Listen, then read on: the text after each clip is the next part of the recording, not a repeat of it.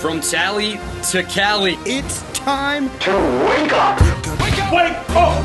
Warchant.com is your ultimate Seminole sports source. And this is Wake Up Warchant, presented by Vitamin Energy. The vitamins. The energy. Now here's Warchant.com's Aslan Hajavandi and Corey Clark.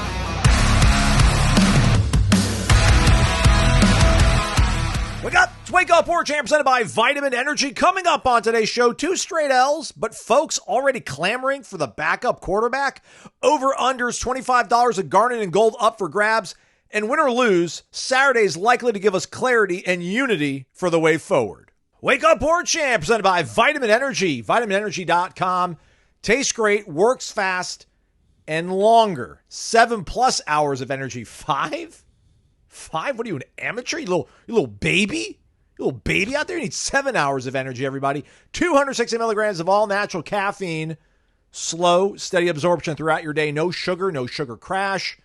Noles behind the operation. It is clinically tested, clinically proven to obviously give you all that energy because of the caffeine, but also the vitamins and nutrients to help out your focus and your mood. Give it a try. Shake it and take it. Vitamin Energy. VitaminEnergy.com. Again, the promo code. warchantbogo, Corey. Warchant, BOGO. Buy one, get one free. Warchant.com, not giving it away for free, but for $1, so that's not that bad. $1 for a week, and then a year subscription to The Athletic. Come take advantage of it over at warchant.com. You'll also get access to all of the national the national writers under the On3 umbrella, all the recruiting. And you can even dabble in these message boards and stalk and lurk and see what the other folks are saying about us. So we highly encourage you to get joined. Come over. Let's do it. Corey Clark's here, everybody. I am relieved. How are you, my friend? What's up, buddy? How are you doing? Good. So the people are getting what they want. Coach Speak back on the airwaves. Yep. Had a little bit of hiccup on Wednesday. This was fun. So Ira got, I don't know if you saw this, there was a crazy Tallahassee traffic jam, which never happens. I know some of you guys living in bigger cities are like, you'd long for a Tallahassee traffic jam. But there was some wastewater that had to be. I don't understand any of it. But anyway, Capitol Circle was a mess. So Ira got caught up in that. We were supposed to record at 4:45 or 4:50. Ira doesn't get back till like 5:25. So we start to record. You and I have to do a live show at 6. So we've got a little window there. And then Stephanie, trying to figure out what's going on with one of our outlets downstairs, hits the breaker that's labeled for the TV downstairs, and it somehow turns my router off upstairs. So I lose the Wi-Fi for about 10 minutes, and by that time we had to punt. It's coming out a day late, but it's still coming out. By the time people are listening to this, it's out. Go listen to it on the podcast or go watch it on YouTube. Quit being babies. Like Aslan was just saying with Vitamin Energy. Don't be babies. Go watch Coach Speak. We're going to get to the rest of the questions from the Renegade Express mailbag. Also dole out our over-unders for the week. But really great news on Thursday afternoon, Corey. Yeah. Ethan Pritchard, the young man, linebacker for Florida State, who was shot in Havana, Florida after the Alabama game shortly thereafter while visiting family members. He was in a coma there. Not a coma, I shouldn't say that. I apologize. I'm going to take that back. He was in critical condition for a long while there. Regained consciousness, movement in one of his extremities, and then was transported from TMH in Tallahassee to a rehab facility in Jacksonville, Florida. And quite literally seems like the entire, people say that the whole football team was out there to kind of welcome him out of the hospital and then into the ambulance and then make it to Jacksonville. But it was the entire football program. So I wish I would have known that was going down before I made my prediction. Noles by 50 now, Corey. It was pretty strong stuff, man. Yeah, and I hope, again, I know it's so trite and cliche, but it does kind of puts what really matters into perspective, man. Like, I don't remember when this was. It was a couple, and this is no way a comparison to what the Pritchard family is going through. But, there are times when, like, you don't hear, like, I won't know where my son is. Like, he won't respond. His Life 360 is off. It looked like he was driving 80-something miles an hour, and you get, even in a brief moment, you get petrified. And it's like, oh, yeah, man, who cares that they lost to Miami? Who cares? I mean, I know we all care. We wouldn't have a show if we didn't. But the human element in humanity, in life, like real life, this is a distraction. Now, it's a distraction that gives a lot of us joy and anguish, clearly. but mostly it's supposed to be for joy and for distraction. And that they kind of this was an intersection of the two. It's the team you root for. It's a player on that team who, let's be honest, man, was struggling for his life. And I don't know where he is in the woods as far as in and out and how close he is and what his life will even be like. But he is alive, man. And it seems like when you hear the story of what happened and where he was shot, it seems like a dang miracle. Yeah, absolutely. And it just does. Get shot in the head. Like I thought when I first saw the report, close range. Yeah, I mean, good Lord. I mean, incredible, man. A miracle, I bet. It's got to be a miracle. The guy's young man still alive, and then let alone like he's on the mend. Like there was some social media stuff from his father, joking about him just being kind of a little bit showing some flashes of his old personality and stuff. So it's remarkable, man. And I can't remember who said it. It might have been Earl Little. It might have been Jerry Wilson, actually, was talking about, like, Ethan Pritchard is a real Seminole. Like, he is a hardcore Florida State fan. Like, he has been I think it was Jerry that said this. Like, he is the biggest Seminole fan out of anyone. So I want you guys to understand that and remember that. Not that it would matter either way, but this is a guy that is a true Seminole in every spirit of the word. It was his dream school, and it's such a tragedy, but it's not a life-ending tragedy. And that's the best thing. And, like, no matter what happens on Saturday, truly, it's been a really good week for Florida State football, man. Like, that is such good news that he is being transported out of ICU, out of TMH, and is going to go start his rehab now. And somewhere in I don't remember the name of the place, but in Brooks. Jacksonville, right? It's called Brooks. Yeah, okay. Rehabilitate. Well, yeah, and Abby called it when I'm like, yeah, he's actually going to get moved to a facility in Jacksonville. She's like, probably Brooks. And then sure enough, that's what it was. So, yeah, if you guys get a spare minute to Corey's point and to Earl or Jerry's point as well, go. If you search our YouTube page, like just type in Ethan Pritchard, you'll probably get the interview we had with him when he first enrolled earlier in the year. And I don't know if somebody asked him just basically like, what was it like, committing to a program and sticking with a program that went through such a rocky season last year, obviously. And man, like his answer, he was, you could see like he visibly went from like happy-go-lucky to like kind of like agitated. He's like, yeah, like, it bothered me to see people talk about my coach this way and talk about my team this way. So yeah, man, that kid really is Florida State through and through. So continued prayers and well wishes to Ethan and his family for sure. All right, awkward pivot to the rest of the mailbag. I think we got to the Jimbo Fisher questions. I don't think I scratched him off my list, but we don't need to talk about my guy Jimbo. Although, let me ask you something completely off the rails here, Corey. Okay, great. Maybe it's not off the rails.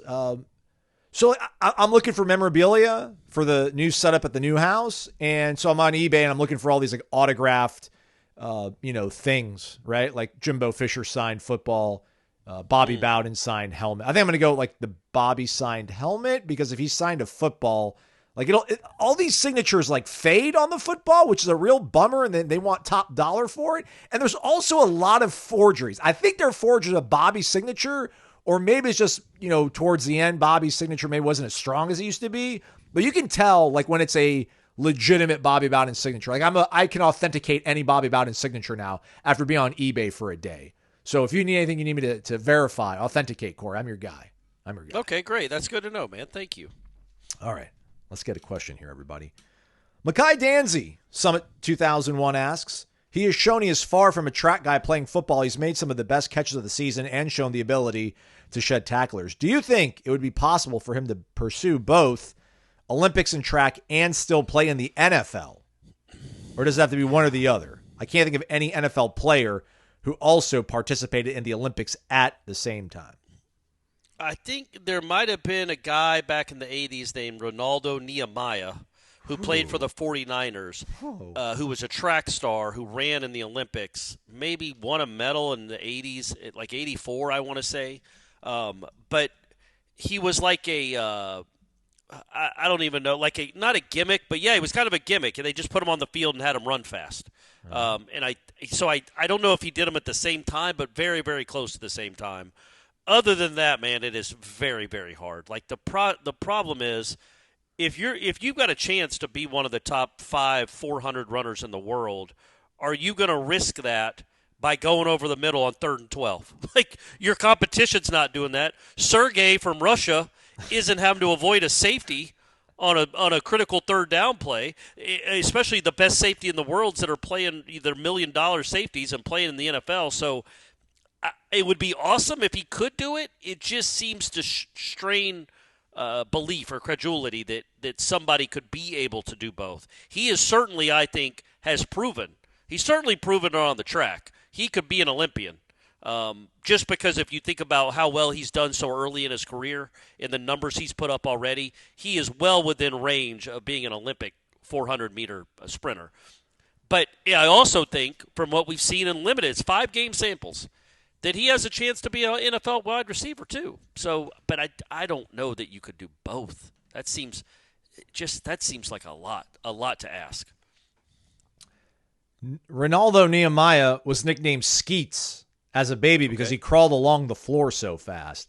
He did play for the Niners from 82 to 85, but Did he run in the Olympics? He was the prohibitive favorite to win the gold in the 110 hurdles in 1980. Oh, and then we backed out. We pulled out. Boycott. Because of, we boycotted because of, I guess that's a better way to phrase it. Yeah. Because of Russia invading Afghanistan, and it was the year the Olympics were in Moscow. Yeah, that is correct. So, I can't find anyone else, but maybe I can ask the Android robot and see what it says. What else we got? Recruiting. People want to talk about recruiting. Everyone likes to talk about recruiting. NYC, Noel. Here's my freezing cold hot take. He sees a new coach in 2027. You can point to different reasons, but it goes back to the missteps on day one when most of the Memphis staff was brought with him, folks who were not elite recruiters. After the success of 22 and 23, Mike should have been bringing in top 10 classes, but he did not. The game Saturday night should have been filled with talent from those classes, but it was not. In the same time frame, Miami has taken over in recruiting, bringing in 5 stars, while Mike's staff couldn't get one. You cannot be so portal dependent year after year for sustained success. His only hope is Tony and Gus stay together for a bit and start recruiting to the FSU standard. Some people were trying to push back on this, I think, about Miami's high school prowess is vastly exaggerated because it's mainly like Reuben Bain and I guess, Maui Noah, and then that's kind of it. But those are two pretty important pieces. Well, and Malachi Toney counts, right? Yeah. I know he wasn't from the 2023 class, but he's a recruit. Those 3 guys are better than any high school recruit by far. They're more impactful and better than any high school recruits you've brought in. Azaria Thomas, I guess, is the best one you'd say of guys that have come in under Mike Norvell. He was a 3rd-round pick. And very good. I'm not trying to be dismissive of Azaria. But, yeah, man, I agree. I think, again, the missteps he made or the ones he made, the missteps they might be in the past as far as the recruiting. I just keep coming back to this class, in the class that's currently here on campus. It wasn't highly ranked. It wasn't full of a bunch of 4- or 5-star guys. But those guys from that class are playing, and some of them are having a huge impact on the season, and you can show that, like you actually have now some proof to show other recruits.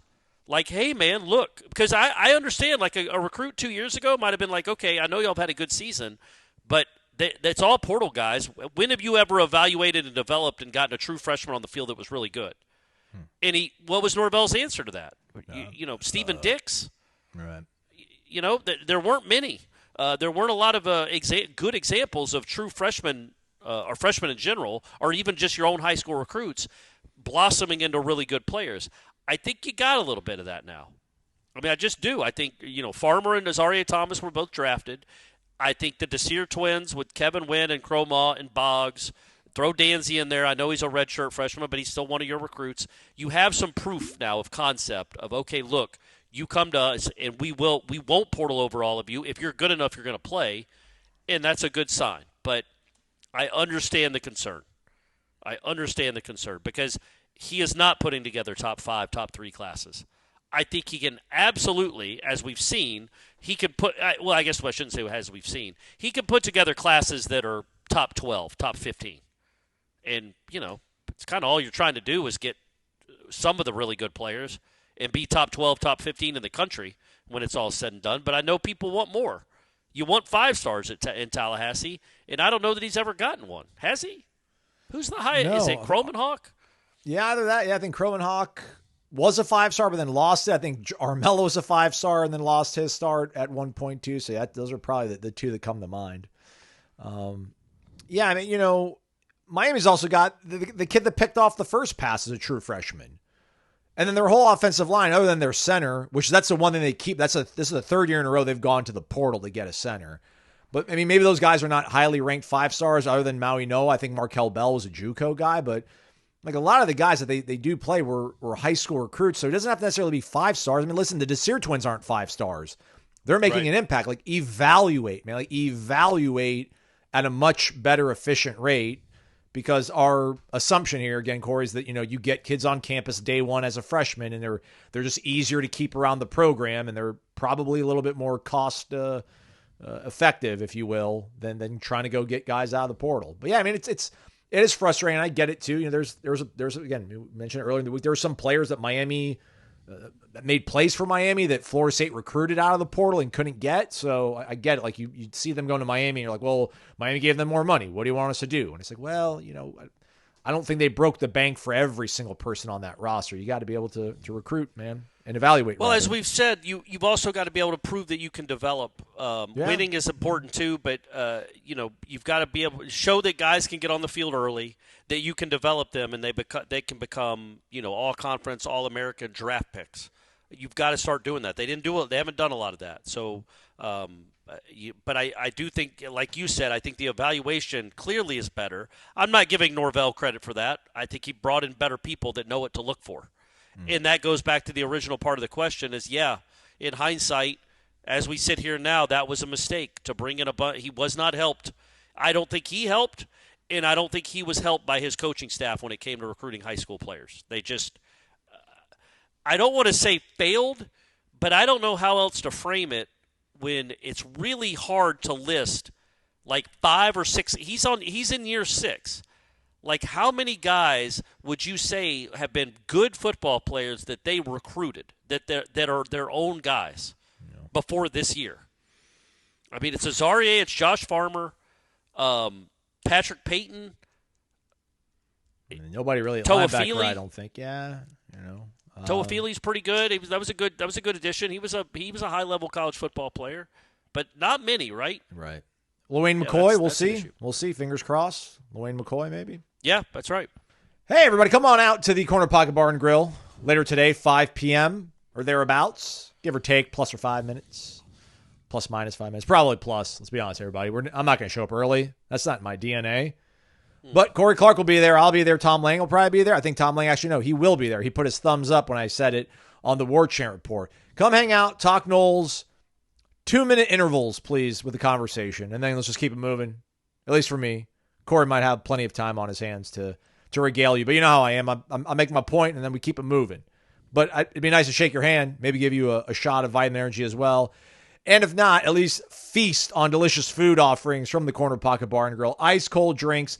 Happy hour goes from 4 to 7 p.m., and that's right when the live music's going to start coming on, if I'm not mistaken, right, Corey? 7 p.m., we pushed it back? That's right. That's what we tried to do. We tried to push it back. There we go. So come on out to the CP, and if you're not going to go to the game on Saturday, come back out to the CP on Saturday to watch the game there with fellow Noles. And if you got a favorite NFL team, go watch them at the Corner Pocket Bar and Grill on Sundays because they have their happy hour going all day long. The Corner Pocket Bar and Grill, 2475 Appalachia Parkway, cptallybar.com, the website. Ace is the place with the helpful hardware, folks. Why would you wander around a warehouse store looking for paint when you could just swing by your neighborhood Ace? In addition to Ace's award-winning service, we have top-rated paint brands. Plus, our color matching technology allows us to match any color. So stop wandering and start painting. Head to your neighborhood Ace today. In Crawfordville, your home convenience store is Ace Home Center and NAPA Auto Parts, located at 2709 Crawfordville Highway. We're back. It is Wake Up Warchant. It is presented by Vitamin Energy, vitaminenergy.com, warchantbogo, your promo code. This is a new name. I don't know if I've ever seen this. Rico Reaper 22. All right. They've been a member since January of 2022.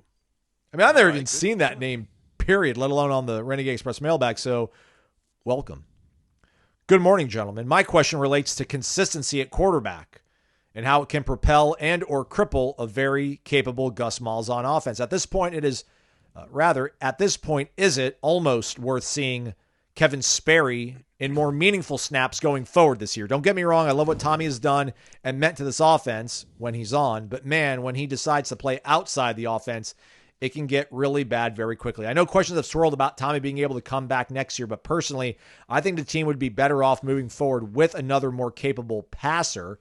We have 4 to 5 solid or better receiving options. I would hate to see them walk because the running back playing quarterback can't get them the ball when needed. I don't know, man. I think Deuce is happy. He's getting the ball. He's the only one. I get that Sperry is just a freshman, but the pressure of the playoffs is gone, so it's almost worth seeing what you have for the future against the likes of Pitt, Wake, Virginia Tech, etc. He doesn't have to start, but if Tommy gets wild, I don't see the harm in rolling him out there and trying to calm the waters. Just a thought. You guys are awesome. Can't wait for the next show. Have a fantastic one. Go Noles. Thank you very much. And, we talked about this a little bit on headlines, too. I pushed back because Jeff and I were talking about, maybe get Sperry some reps as the season goes along, here or there, even in a close game. And I'm like, man, we're acting as if the head coach isn't coaching for his job. He needs wins. Like, it does not matter if Kevin Sperry's any good if Mike Norvell's not here to coach him. And Mike Norvell needs to be here next year to see what Kevin Sperry is. And I just would really worry about – we saw how it worked last year, man. That offense was abysmal, but once you threw the freshman out there, it was horrendous. Now, Gus Malzahn is Gus Malzahn. He could make something work with Kevin Sperry. My point is that Kevin Sperry might be awesome. He might be awesome this year. But it's a leap to think that he will be. Like, there's no guarantee that he doesn't just melt down. I'm not saying he will. I've never really met the kid other than interviewing him. I don't know what he's made of. I don't know how talented he's going to end up being. But it is a true freshman in important games and important moments can lose you the game. But also, I get the flip side. So can Tommy. I just don't think Norvell or Malzahn really can afford to think like that because I don't think they're thinking that long term. I think they're thinking about having to win right now. And I think they think, and they're right, the starting quarterback gives them the best chance right now. You can't throw away possessions. You certainly can't throw away games that are still in doubt to give some experience to the backup quarterback. I don't think. This isn't 93 when they would run the Kentucky Derby offense out there and give Charlie and the guys a break for a play. That's not this. They have to be they have to go win games, and they think Tommy gives them the best chance to win. And I agree, not that I think Tommy is a great passer. He certainly didn't prove it Saturday night until the fourth quarter he made some throws. It's what he does for the whole offense. His presence out there is different than Kevin Sperry. I'm just telling you, with Kevin Sperry out there, I don't think you're running for 250 yards against Virginia. And I definitely don't think you're scoring 38 points. Like, yes, Tommy looked bad against Miami. I don't think Kevin Sperry would have lit him up either. I think Kevin Sperry has a high ceiling. It's just that Norvell doesn't have the solid footing to try that. You know what I mean? Does that make sense? Like, he can't afford to take chances with true freshman quarterback unless Tommy becomes unplayable. And I don't see a scenario where I should knock on wood. I hope a scenario doesn't happen where Tommy just becomes unplayable. Well, you're trying to build something here. Doesn't that require maybe keeping Tommy around another year? Like, you bench him now. Like, you better hope Sperry's it. Because then what's your other option? Yes, correct. Well, and then Norvell will be gone anyway. Look, man, if Tommy Castellanos gets benched, there's a good chance that it's all being blown up anyway. I just don't know that if Tommy gets benched, things have gone off the rails, which means the season has gone off the rails, which means Norvell's career here might be over. I'm genuinely interested in the Tommy aspect of it. And I will say this. I get the he's a running back playing quarterback. I think that's more of a I take that more as you praising his running ability because he is your most dynamic running back. In my opinion. A pejorative. It's a pejorative. You know it is, pejorative. But I'm saying like he is a dynamic runner of the football. He really is a dynamic runner of the football. But man, he also makes some incredible throws, and he makes some throws where you're like, come on, but what is that? What are you seeing? Why would you do that? Squirrel's open, man. Hit him. I get all that, but watch the rest of the country. All quarterbacks make bad throws. He's made some untimely ones here the last 2 weeks. But, I just think his impact on the running game, which means his impact on the offense, can't be overlooked. Because Kevin Sperry is a good athlete, and he's shifty, man. He is not Tommy running the football. And I don't know if these running backs / offensive line / everything else with this offense is good enough to have just a pretty good athlete at quarterback and have this thing hum. But, again, ask me again next week because this Pitt game will tell us everything. If they go and score another 20 points against Pitt, and if they lose again, and if they have 3 points in the fourth quarter, yeah, man, everything's on the table. I don't foresee that happening, but I'm not saying it's out of the realm of possibility. Tommy's just got to make some better decisions. That's it. Like, take away those two decisions, the one at Virginia on first down, the one against Miami on first down, you're fine. You're fine. He lost to Miami. A lot of teams are going to do that. I don't think that means he can't play. Also, playoffs are not completely off the table. Like I don't feel very optimistic about it, but it is not off the table right now. So you can't think about. I think ESPN even gives them like a 4% chance. Yeah, but that was it. That was the number before the Miami game. It was like if they win, it was only going to go up to like low 30s, high 20s. But then with a loss, it was going to plummet or whatever they were at down to 4%. But yeah, so I don't think you can insert him. Kevin, like have a game plan to bring Kevin Sperry in the game this week. And even if you win and then you go and you lose at Clemson and then that's pretty much curtains, at least for making it to the playoff.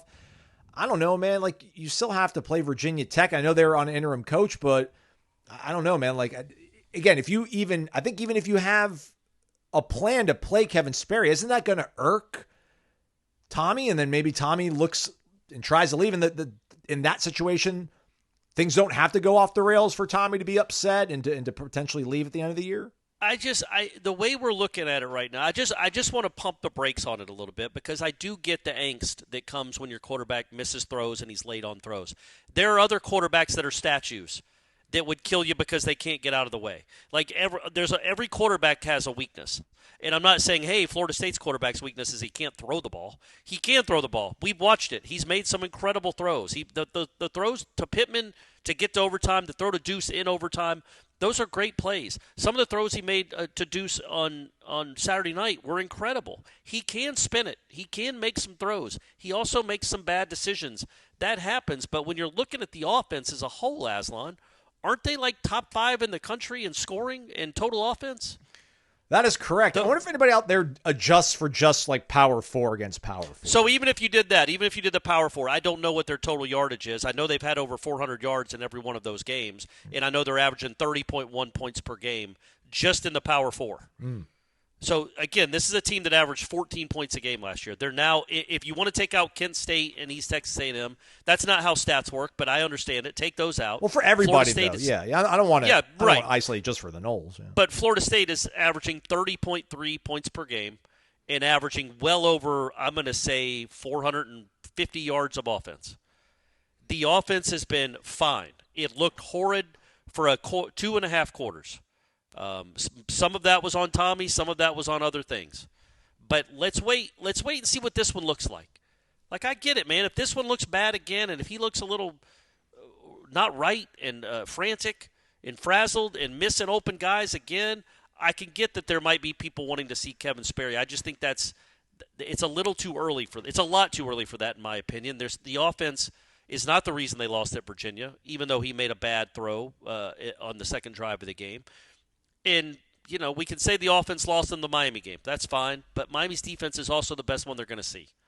So let's see what it looks like on Saturday. I like Kevin Sperry a lot, and I think his future is bright. Mike Norvell can't really think about that. Mike Norvell and Florida State fans, really, you've got to think about stacking wins on this season. Like, this season is not over. You are going to be favored in these next 3 games, maybe by double digits each game. Well, then, again, like we've talked about, that's 6-2. You're 6-2 going to Clemson. And I just think you'd rather have Tommy Castellanos as your quarterback at Death Valley and at the Swamp than you would Kevin Sperry right now in 2025. Well said, Corey.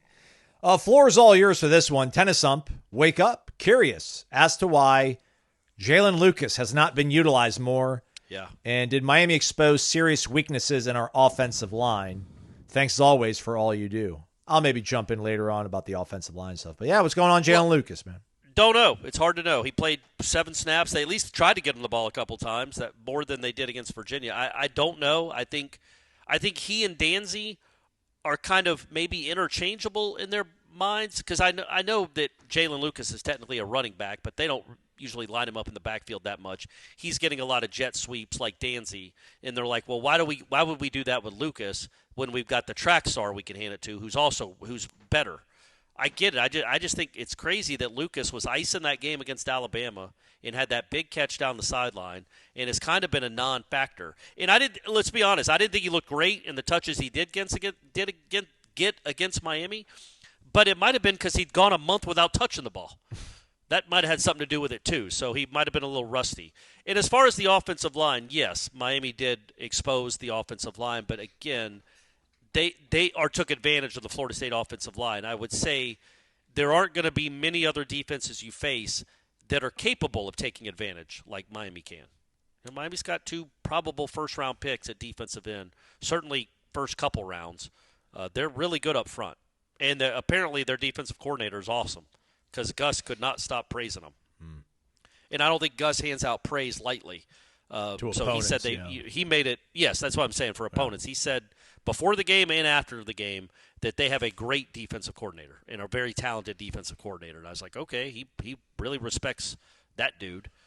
But yeah, I think the offensive line struggled against Miami. I don't think that is Florida State specific though.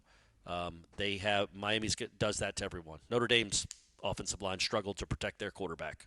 Yeah, that's a singular most concerning thing I have is for this game is that Pitt, while they don't have Ruben Bain, and they've got guys, even though they've lost some depth, like their frontline guys are going to break the pocket, and they've got really good linebackers that will clean it up and will come in off the blitz. I just think their secondary is not as Miami doesn't have a great secondary, but it's better than what Pitt has. So you're just going to hope that when you got a guy like Deuce, he'll be able to get wide open enough to where you make the throw within a certain radius. He's going to go get it, and you'll be fine. But yeah, what I worry about in this game, honestly, Aslan, when it comes to Pitt, is number 9 and number 3 on defense.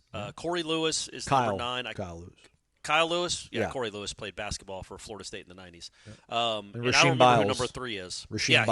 Those guys can run, and they're good, and they're playmakers. And there might not be another set of linebackers that could give Tommy the kind of fits that these two could on blitzes. And what I mean by that is typically if a free rusher comes, especially coming from a distance, like 5 or 8 yards or 3 yards off the line of scrimmage, 5 or 8 yards off the line of scrimmage, like the linebackers might, Tommy doesn't panic because he knows he can run around him. No worries. This kid, I don't have to get rid of the ball quick, sometimes to Tommy's detriment, because instead of making the right throw quickly to an open receiver, he's like, oh, I'm looking at the rush. Let me get outside this guy, and then we can make a bigger play downfield with my arm or my legs. I don't know, since he's still not, I don't think 100%.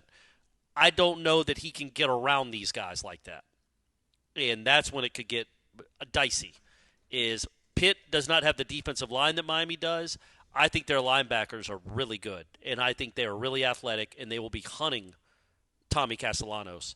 And he's got to make good decisions with the ball. He can't just expect that his athleticism will get him free of bad situations. He's got to beat them with his brain too, in his right arm, and not just try to outrun them to the sideline. Yeah, and also you just can't throw it. Like, it can't be, oh my God, they're coming on a blitz. Let me just heave it up. Somebody make a play, please. Just throw it away. Take the sack. Well, that was another thing that was so crazy about the one to Squirrel. He wasn't even really rushed. Rolled out to his right. It was designed. I think it was design rollout. I think. Yeah. And he just kind of, it was just crazy that he threw that like that. Like he didn't have to. He had time in that one, and it was just a bizarre decision. Rasheem Biles was the 1,027th overall player coming out of Pickerington Central in Ohio. He was a 3-star. Kyle Lewis, the other linebacker who was a Sporting News All-American last year, was the 863rd ranked linebacker coming out of East Orange, New Jersey. So They sound like Norvell recruits. Am I right, everyone? I mean, just evaluate, man.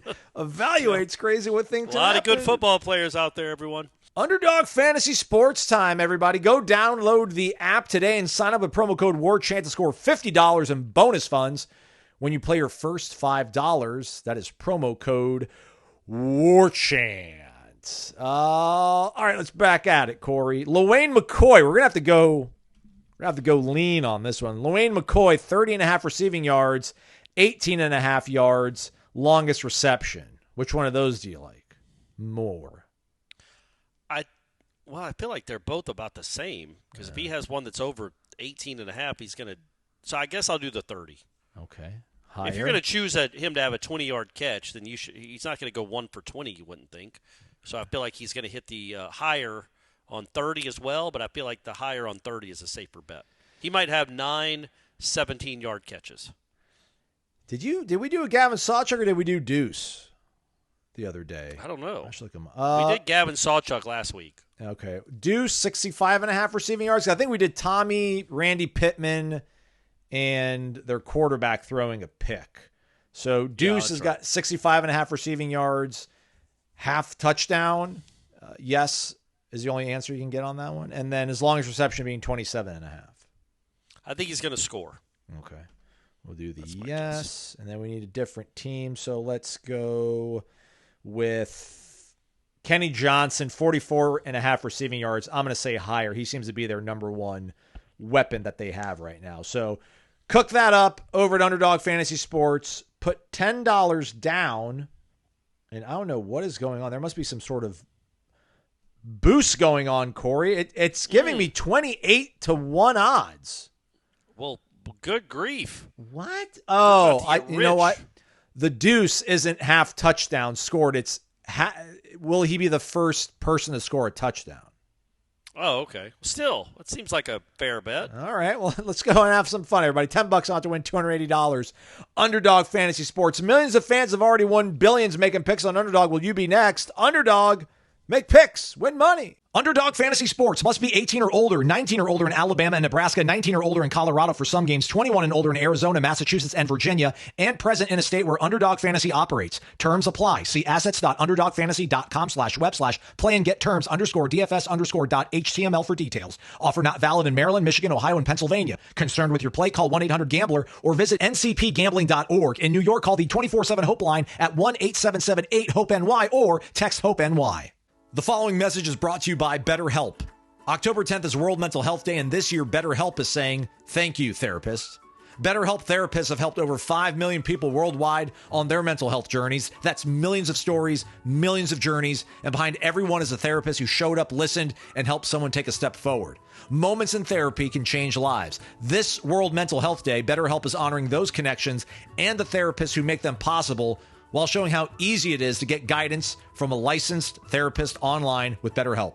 BetterHelp therapists work according to a strict code of conduct and are fully licensed in the United States. BetterHelp does the initial matching work for you so you can focus on your therapy goals. Their 12-plus years of experience and industry-leading match fulfillment rate means they typically get it right the first time.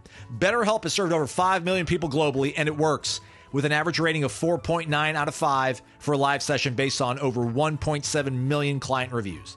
Listeners get 10% off their first month at betterhelp.com/warchant. That's BetterHelp, HELP.com/warchant. We're back. It is Wake Up Warchant presented by Vitamin Energy, vitaminenergy.com, warchantbogo, your promo code. We did get to all the questions. I think Armchair Osceola, we didn't get to this question, but we answered it last time inadvertently. And he talked about recruiting. Seems like Miami's doing better than Florida State. And then he made a joke about conference wins. So shout out to Armchair Osceola. All right. It's our turn to do over-unders, not higher lowers. Overs and unders as the Noles take on Pitt noon. $25 gift card to Garnet and Gold up for grabs. And Tommy Castellanos turnovers, Corey. 1.5. I mean, I guess 1.5. That's a good number. Okay. It's too negative for my liking. For the top 25 team I cover, okay, it's a little too negative, but I understand. So I'm going to say, 1.5 is a good number. Jaylin Lucas touches? Plays? Snaps. How about plays? By the way, okay, Snaps. to your point earlier, 21 snaps against Bama, 8 against East Texas A&M, 3 against Kent State, 3 against Virginia, 7 against Miami. Crazy. So don't read the Alabama, read the other ones again. 8, 3, 3, and 7. So he's played as many snaps in the last 4 games combined as he did against Bama. Explain it to me, Aslan. Unless he's banged up, right? Yeah. right? But you would think he'd be on? Wouldn't he show up on an injury report? That is true. I will say they're learning the error of their ways. I'm going to say let's say he's averaging about 8 snaps a game, even if you include Alabama. Correct. So I'm going to make it that. I'm going to make it 8.5 snaps for Jaylin Lucas, not touches, because heaven knows, but 8.5 snaps. All and right, I think I feel like I should almost make it like 11.5. I think it's about to go up. Okay. Well, you want to go like 10.5? Yeah, let's go 10.5. Yeah, Okay. because I think it's going to be higher than that All right, if he's healthy. Well, since we're going to do snaps, I'll have to go to PFF so we can. Whole world's our oyster now, Corey. You want to do pressures for James Williams? How about pressures for the Williams brothers and the Desir brothers? Okay. Combined. Who's all other, 4. Who's That's the one, other that's Williams? One. Well, Amari. Oh, yeah, that's right. So you got the Williams boys and the Desir brothers. And they were all playing together at the same time on Saturday against Miami. That's their, I don't know what they call it. The frat package, fraternal brothers. Oh, there you go, the frat package. Perfect. Yeah, so I would say, let's see, pressures for those 4 combined against a true freshman quarterback that just threw it 40 times in a game they won by 40 points. So they're going to be throwing it a good bit. I'm going to say combined. Amari's got 2 pressures on the year. Mandrell's got 10. James has got 11. And Amari played a lot more in this past game. Daryl's got 8. Yeah. So that's 31. So they're averaging about 6 a game, but that's before Amari's. I think Amari's snap count's Full about time-ish. to start going up. Yeah. I'm going to say 7.5. Okay. Good number. Those 4 guys combined. So, and the beauty is, if you want to bet the higher, we're back to overs. If you want to bet the over, they might both. It's not just 2 people can get a pressure on the same play. That's true. So if they both hit the quarterback at the same time, they both get credit for a pressure, and that's how that number can go up and up. Squirrel White, longest reception. 2, 6 yards. He is literally, since the 40-yard diving catch he had, which was a huge play in that game, on the first drive of the game, the 3rd down against Alabama. It's a great catch, big catch, led to a touchdown. He's got 3 catches for 14 yards, or 3 catches for 12 yards since the first drive of the season. I know he was banged up, but it has been outrageous because he's been open at times too, and Tommy's just missed him. I do think this is, as long as he's healthy, right? As long as he doesn't show up on the injury report. Which we haven't seen before we recorded this, everybody. Right, it's out by now, so go check it out. I would say you said longest reception. Yeah. Man, I'm going to make it. I think he's due to hit a big one. I'm going to say. I mean, the right numbers would literally be like 9.5. Did he drop it that first drive of the second half? They were in a rush to go to Holly Rowe that they didn't replay it, and it was just, I think Fowler said, off the hands of Squirrel White. It seemed like it was a good enough throw to be caught. It was the one that you say was going to get.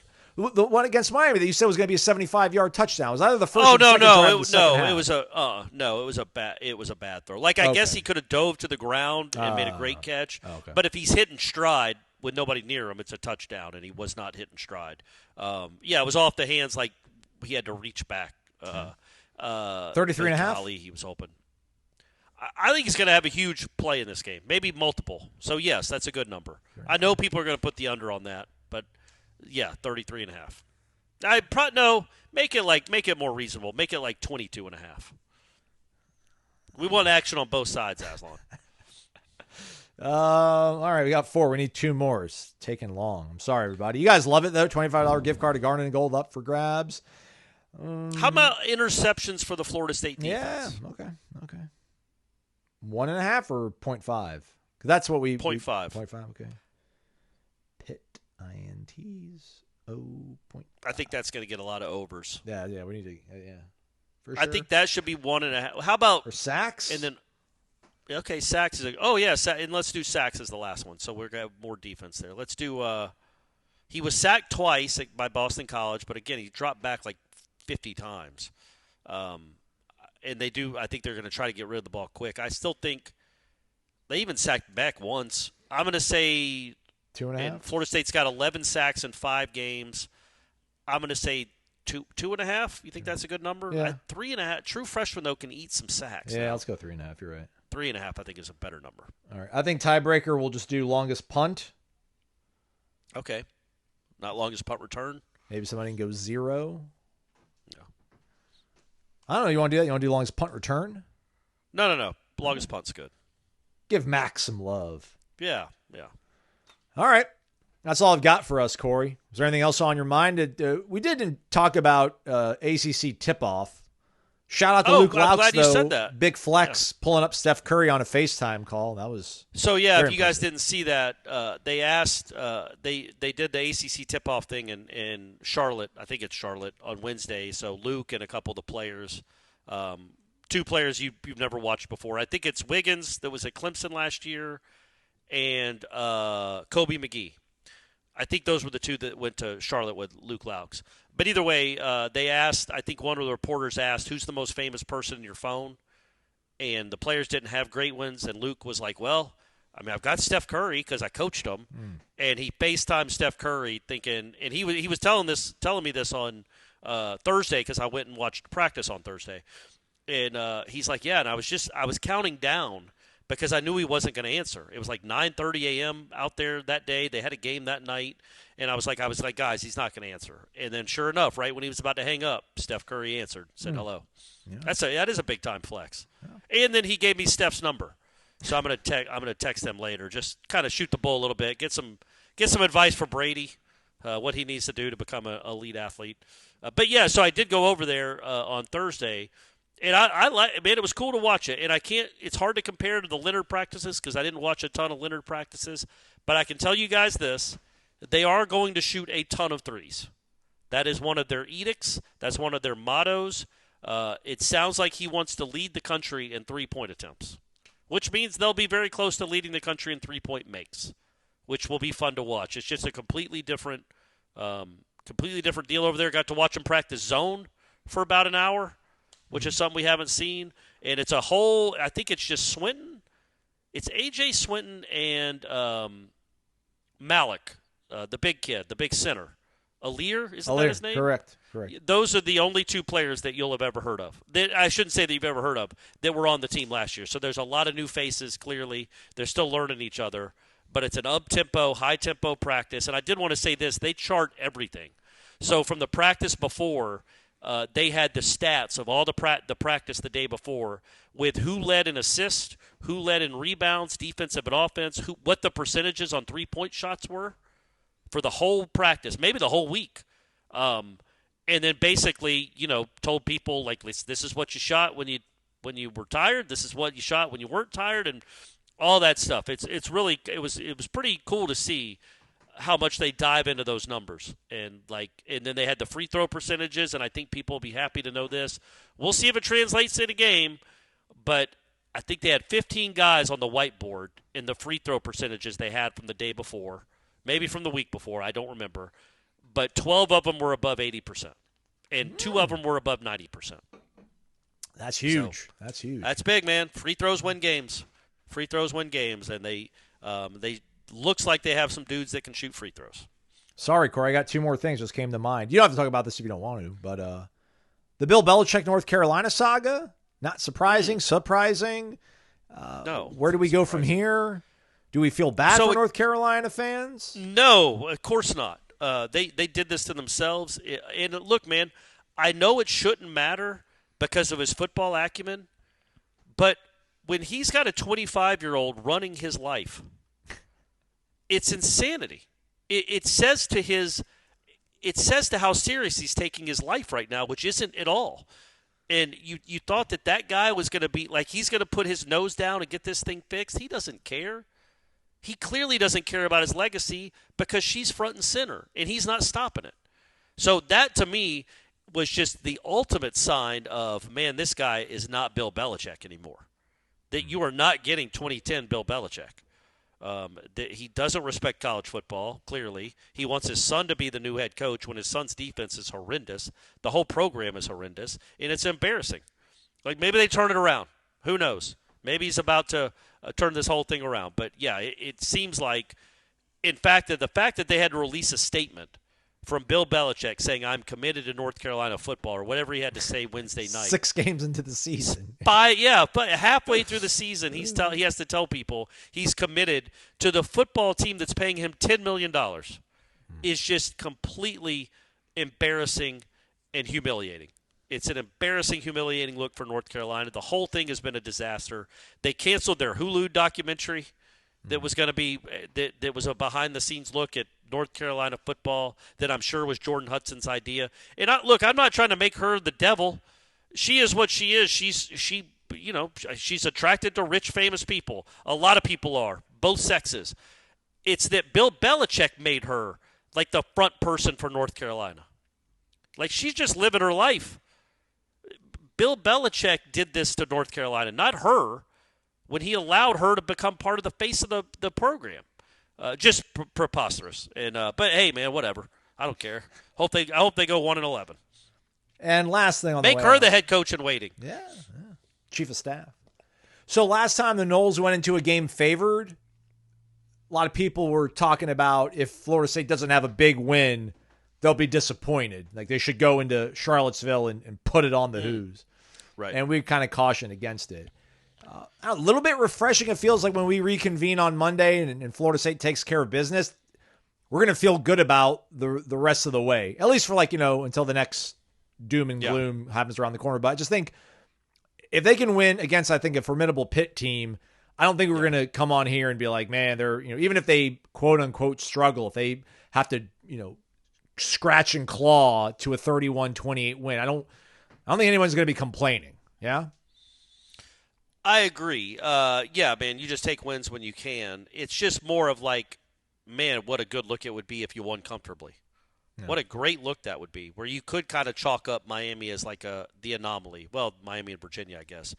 But like that, if the offense looks like the offense again and exploits their attacking defense for big, huge chunk plays and touchdowns, then you'll feel good about the not just the game in the record after 6 games. You'll probably feel pretty good about the direction of the program, at least for a week or 2 or 3. And if they lose, buddy, batten down the hatches. It's going to get ugly. There's a storm a brewing. That's how big this one is on Saturday. But, yeah, I do think right now, and that's kind of what I was preaching going to Charlottesville. It's like, man, don't get greedy. No. You'll take a 1-point win. Absolutely. Wins are all that matters. Yep. Wins are nobody cares if you barely cover the spread or if you didn't cover the spread. They just care if there's what the number next to the W's are. And so just take care of that. I just want them to play well, because I don't think they played well the last 2 weeks. I think they've been the sloppier of the two teams each of the last 2 games. I think they've been more careless, and I think that they've started off horribly in both games. Stop doing that. Start out well. Make the other team have to play from behind for a change, and then maybe you get some turnovers and you can put a game out of reach. That would be nice to see. All right, grab a pen and pad, everybody. Here's what's going down this weekend, and let's make our plans accordingly. Friday, today, later, 5 p.m., Corner Pocket Bar and Grill, 2475 Appalachia Parkway. Come hang out for the meet and greet. Have some food, have some drinks. Have neither, but just hang out and shake our hands and talk Noles. 2-minute intervals with myself. Jeff Cameron show 1 to 4 o'clock. Pre-game show 9 a.m. Saturday on Warchant TV, as well as 93.3 FM in Tallahassee. Meet and greet Saturday, Hotel Indigo, 10 a.m. Jeff Cameron, Tom Lang hanging out at Hotel Indigo. That's in College Town. It's really well located towards, very close, rather, in proximity to Doak Campbell Stadium. So make that part of your sojourn into the stadium. We'll have all the interviews. Corey will have a column. We'll have the Warchant Wrap presented by Vitamin Energy a few hours afterwards. Before that, there'll be the post-game show with Gene Williams and Tom Lang. Out here doing the thing, everybody. Covering your favorite team. like nobody else. Corey, another solid week out of you. I shake your hand virtually through this screen of ours. Thank Appreciate you, you for your friendship and your fellowship. I tip my cap to you. Yeah, thank you. All right, everybody, have a great weekend. Hopefully we'll see you at the Corner Pocket Bar and Grill or other places around town. Have a great one. He's Corey Mazlon. It has been Wake Up Warchant, presented by Vitamin Energy, vitaminenergy.com. Warchant BOGO. Buy one, get one free.